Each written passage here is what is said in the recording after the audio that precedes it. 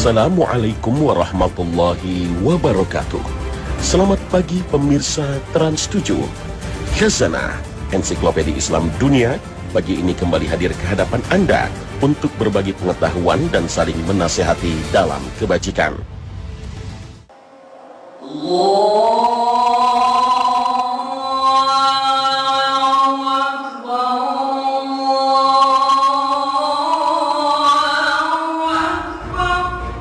Seruan azan merupakan syariat yang sangat istimewa, memiliki kekuatan spiritual yang tidak ditemukan pada syariat lain.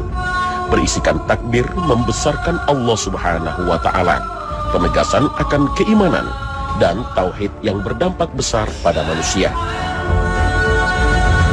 Ironinya, orang yang mengumandangkan azan atau muazin seringkali dipandang sebelah mata.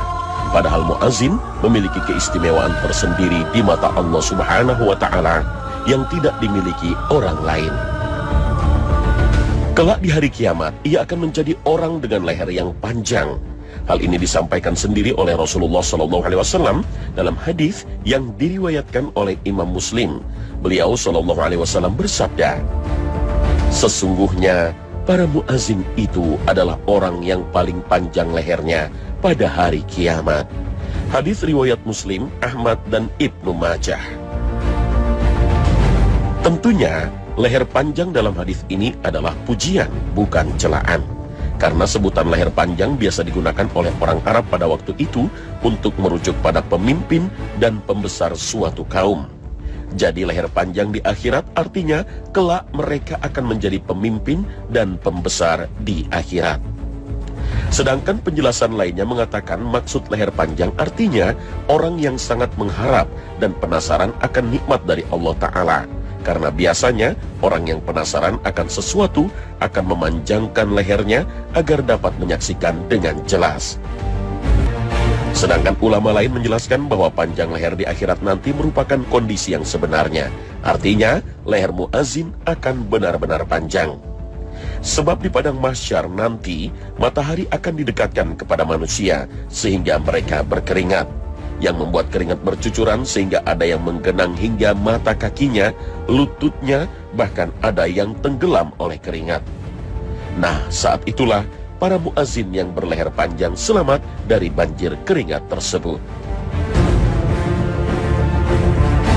Leher yang panjang juga menjadi ciri khas tertentu yang menjadikan mereka mudah dikenali, karena mereka di dunia menyerukan kebesaran dan keesaan Allah dan juga menegaskan kebenaran Rasul-Nya.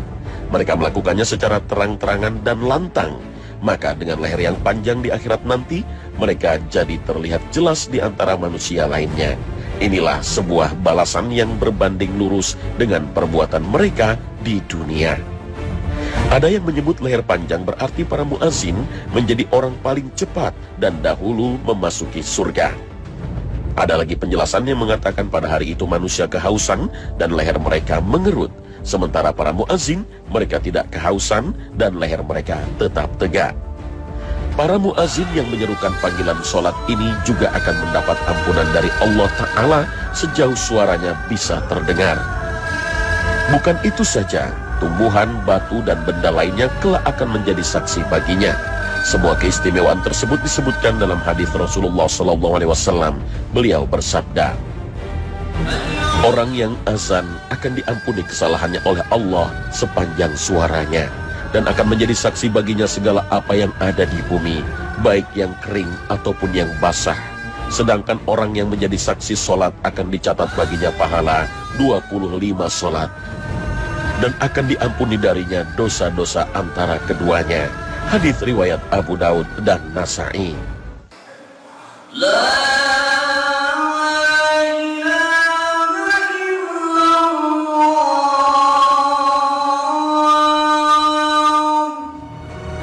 Selain keistimewaan itu, para muazin juga akan memperoleh jaminan surga. Abu Hurairah menuturkan, "Suatu ketika kami sedang berada bersama Rasul SAW. Lalu kami melihat Bilal mengumandangkan azan. Setelah selesai, Rasulullah kemudian bersabda, 'Barang siapa mengatakan seperti ini dengan penuh keyakinan, maka dia dijamin masuk surga.' Hadis riwayat Nasa'i. Bahkan ada juga hadis yang secara tegas menyatakan bahwa orang yang azan dalam hitungan waktu tertentu, maka ia dijamin masuk surga. Salah satunya adalah sabda Rasulullah Shallallahu Alaihi Wasallam. Barang siapa yang azan selama 12 tahun, maka wajib baginya mendapatkan surga. Setiap azan yang dilakukannya setiap hari akan mendapatkan 60 kebaikan. Dan dengan iqomahnya, ia dicatat mendapatkan 30 kebaikan. Hadis riwayat Ibnu Majah.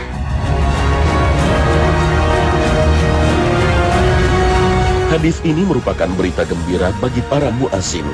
Bahkan hadis ini secara tegas menyebutkan jaminan surga bagi mereka yang telah melakukannya selama 12 tahun. Tentu saja ikhlas dan hanya mengharap ridho Allah menjadi syarat utama, seperti juga amal ibadah lainnya.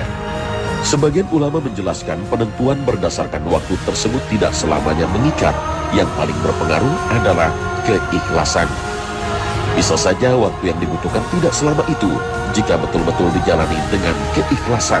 Karena dalam hadis lainnya yang sanadnya dipermasalahkan oleh para ulama hadis dikatakan, bagi yang azan selama 7 tahun maka ia terbebas dari api neraka. Para ulama juga mencoba menjelaskan hikmah batas waktu 12 tahun tersebut. Jalaluddin Al-Balqini mencoba menjelaskan bahwa rata-rata batas atas umur manusia sekarang adalah 120 tahun dan 12 tahun merupakan 1/10-nya. Dalam banyak ketetapannya Allah menjadikan 1/10 mewakili jumlah totalnya. Contohnya setiap kebaikan akan dibalas dengan 10 kali lipatnya. Selain itu para muazzin dimanapun juga mendapatkan doa khusus dari Rasulullah Shallallahu Alaihi Wasallam.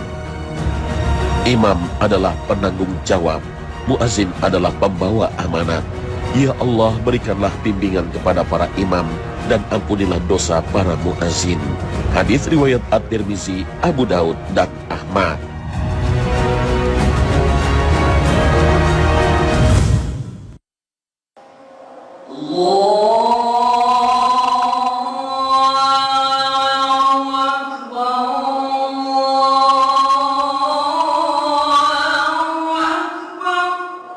Pemirsa Khazanah, tak diragukan lagi azan yang merupakan seruan untuk mengajak orang menghadiri sholat berjamaah 5 waktu adalah syiar Islam yang sangat penting. Sebagian ulama berpandangan azan hukumnya fardu kifayah untuk sholat 5 waktu, sehingga jika ada masjid, musola di suatu wilayah yang tidak dikumandangkan azan ketika waktu sholat, maka orang yang tinggal di sekitar wilayah tersebut berdosa. Hukum tersebut hanya berlaku untuk sholat wajib 5 waktu, sehingga azan tidak diperlukan untuk sholat berjamaah lainnya seperti sholat tarawih, sholat id, sholat gerhana, dan sholat lainnya. Dari Jabir bin Abdullah, beliau berkata, saya mengikuti sholat id bersama Rasulullah SAW pada hari raya. Beliau memulainya dengan sholat sebelum khutbah tanpa ada azan dan iqamah. Hadis riwayat Muslim.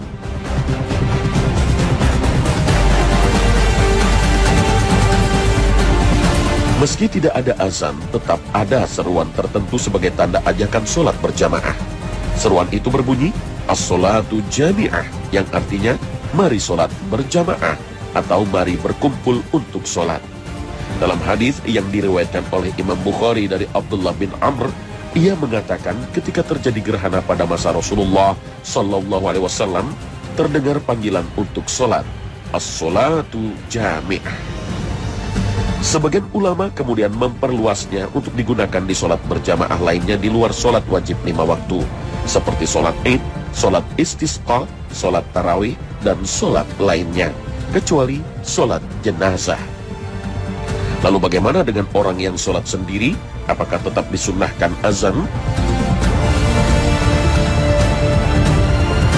Azan bagi orang yang sholat sendirian adalah sunnah.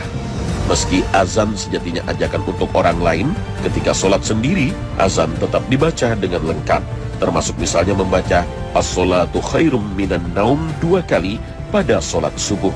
Karena azan adalah zikir kepada Allah Azza wa Jalla, pengagungannya, dan ajakan pada diri untuk sholat dan untuk mendapatkan keberuntungan.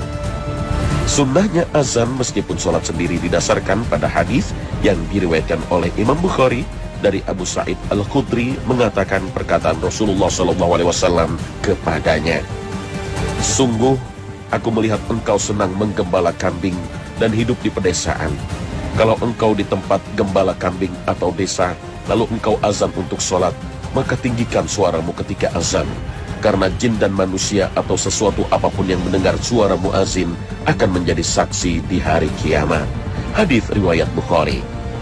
Orang yang sedang menggembala kambing biasanya akan menyendiri, membawa kambing-kambingnya jauh dari keramaian. Meskipun begitu, Rasulullah SAW tetap menganjurkan agar azan tetap dikumandangkan.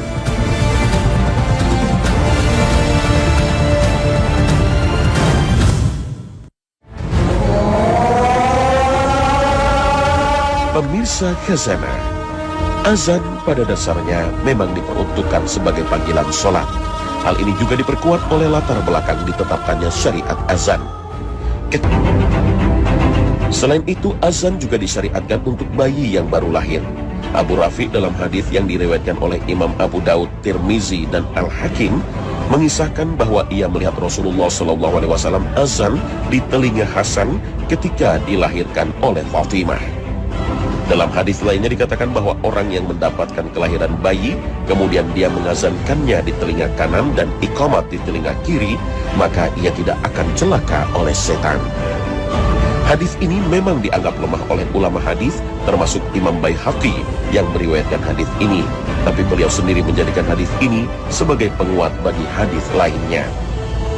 Ibnu Qayyim juga menuliskan dalam kitabnya Tuhfatul Maudud bi Ahkamil Maulud bahwa azan pada telinga bayi dilakukan dengan alasan agar kalimat yang pertama kali didengar oleh seorang anak manusia adalah kalimat yang membesarkan Allah Subhanahu wa Ta'ala.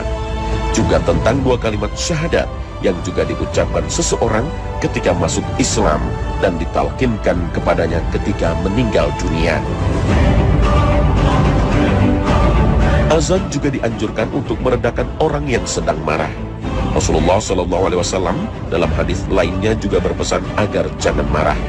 Namun dalam kondisi tertentu sebagai manusia biasa akan merasa sulit sekali menahan amarah tersebut, apalagi jika memang ada pemicunya. Selain azan, sebetulnya juga ada cara-cara tertentu untuk meredakan marah yang disampaikan oleh Rasulullah SAW di dalam hadisnya. Misalnya, jika dalam keadaan berdiri, maka duduklah. Jika masih belum reda, maka cobalah berwudu. Kaitan marah dengan azan barangkali karena marah dikaitkan dengan setan, sedangkan azan cukup ampuh untuk membuat setan lari. Azan juga dianjurkan sebagai terapi bagi orang yang memiliki tabiat buruk. Bahkan tidak hanya berlaku untuk manusia, binatang pun bisa diterapi dengan cara ini.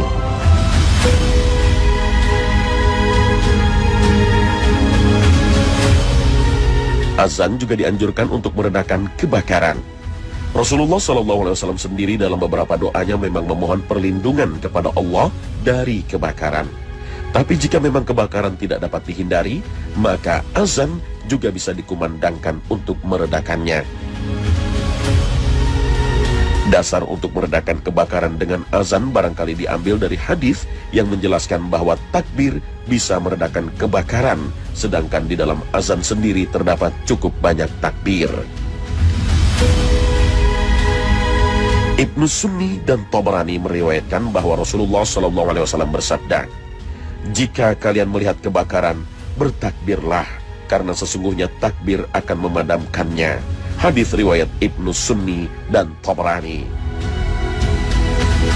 Ibnu Qayyim dalam kitabnya Zadul Ma'ad mencoba menjelaskan tentang hubungan antara takbir dan mengurangi dampak kebakaran. Dalam penjelasannya beliau mengatakan bahwa kebakaran disebabkan oleh api, sementara api juga menjadi materi penciptaan setan. Api kebakaran selalu berkobar meninggi dan menyebabkan kerusakan yang mirip seperti meninggi dan sombongnya setan serta kerusakan yang ditimbulkan olehnya. Oleh karena itu, takbir yang berarti membesarkan Allah Ta'ala akan mengkerdilkan setan dan juga memadamkan api kebakaran yang merusak. Kebesaran Allah tidak dapat ditandingi oleh apapun. Menurut Ibnu Qayyim inilah alasannya kenapa takbir dapat memadamkan kebakaran. Bahkan Ibnu Qayyim juga mengatakan beliau telah membuktikan hal tersebut. Ada yang menyebutkan, azan juga dianjurkan ketika melepas orang yang akan bepergian atau musafir. Barangkali harapannya agar perjalanannya dijauhkan dari setan dan memperoleh keberkahan dan keselamatan. Waktu lain yang juga dianjurkan untuk azan adalah saat perang sedang berkecamuk. Faedahnya adalah untuk meredakan perang dan mendapat pertolongan dari Allah Ta'ala. Perluasan penggunaan azan ini banyak diungkap oleh ulama-ulama mazhab Syafi'i. Hal ini bisa kita temukan dalam kitab-kitab mereka. Salah satunya adalah apa yang ditulis oleh Imam Ibnu Hajar Al-Haythami dalam kitabnya Tuhfatul Manhaj. Beliau menuliskan, terkadang azan juga disunahkan untuk selain sholat. Di antaranya untuk anak yang baru lahir, orang yang gelisah, orang yang kerasukan, orang yang marah, orang atau ternak yang bertabiat buruk, ketika perang berkecamuk dan ketika kebakaran. Juga dikatakan untuk jenazah ketika diturunkan ke liang lahat, dikiaskan pada bayi yang baru lahir. Akan tetapi kami menolaknya seperti yang kami sebutkan dalam kitab Syarh Lubab. Selain itu, azan juga dianjurkan untuk jin yang membangkang.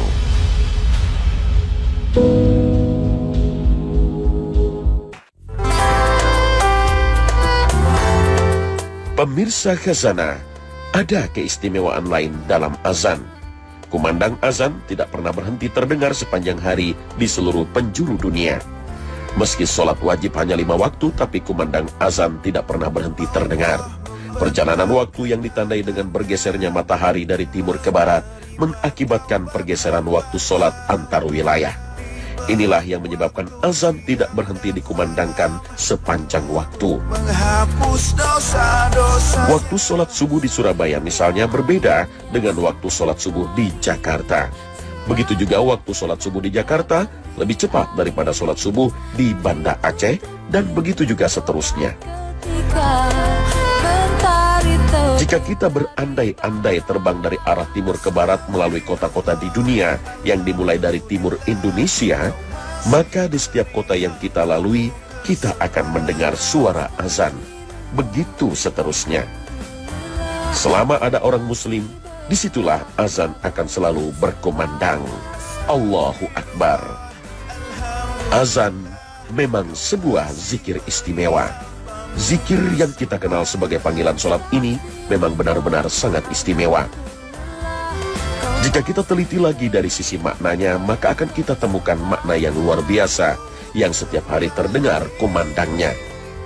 Azan dimulai dengan kalimat Allahu Akbar yang artinya Allah Maha Besar. Ini merupakan peneguhan akan kebesaran dan kekuasaan Allah. Tidak ada yang lebih besar dari Allah. Semua di hadapan Allah kecil tak berdaya. Dengan mendengar kumandang ini mengingatkan manusia agar tidak sombong dan tertipu dengan karunia yang Allah berikan kepadanya. Kemudian dilanjutkan dengan sebuah persaksian akan keesaan Allah yang tiada Tuhan selainnya, yaitu Asyhadu alla ilaha illallah. Salah satu kesaksian yang diucapkan seseorang ketika memeluk Islam. Kemudian dilanjutkan dengan syahadat yang kedua, yaitu persaksian akan Muhammad yang merupakan seorang Rasul dan pembawa risalah dari Allah Ta'ala. Kemudian dilanjutkan dengan seruan kepada suatu ibadah yang menjadi soko guru dari berbagai ibadah lainnya, tiang agama, bukti keislaman, dan parameter ibadah lainnya di akhirat kelak, yaitu marilah sholat. Yang dilanjutkan dengan ajakan menuju sebuah kemenangan yang hakiki, kemenangan dan kebahagiaan di dunia, serta kemenangan dan keselamatan di akhirat nanti, yaitu marilah menuju kemenangan. Itulah ungkapan-ungkapan dahsyat azan yang sering luput dari perhatian kita. Dan tentu wajar jika orang yang mengumandangkan kalimat-kalimat mulia tersebut mendapatkan keistimewaan dan kehormatan yang tinggi. Nah, pemirsa, sampai di sini perjumpaan kita hari ini. Terima kasih atas perhatian Anda. Wassalamualaikum warahmatullahi wabarakatuh. Taubat hambanya diberi waktu siang